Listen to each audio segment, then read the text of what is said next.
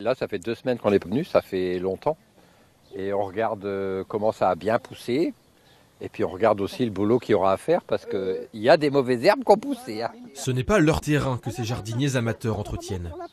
Marie-Pierre Marquand, la propriétaire, partage son jardin avec une dizaine de personnes qui s'en occupent toutes les 2 semaines.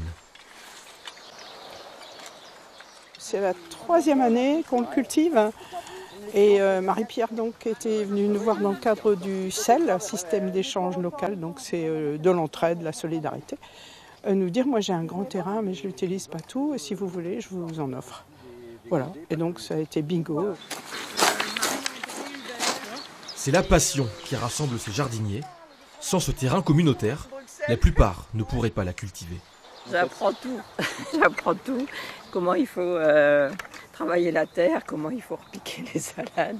J'avais un jardin et j'ai déménagé, j'ai plus de jardin. Et puis ça me manquait énormément. Quoi. Ça paraît évident quand on voit faire les autres, ça paraît tout simple, mais quand on a l'outil ou la plante entre les mains, en fait, c'est pas si facile que ça. Là, ça, on va laisser grossir. On prend les plus gros, les autres, on... Mais le plus impressionnant se trouve quelques mètres plus loin, sous la nouvelle serre. Oh, les petits tomates! Je trouve que c'est un peu magique. Oh, les salades! Monique, viens voir tes salades!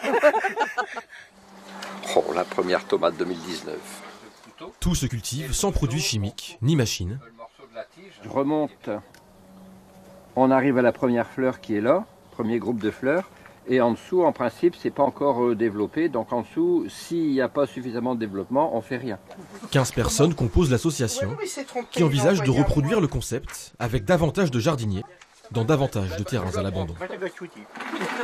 Ça n'a pas eu? Vous pouvez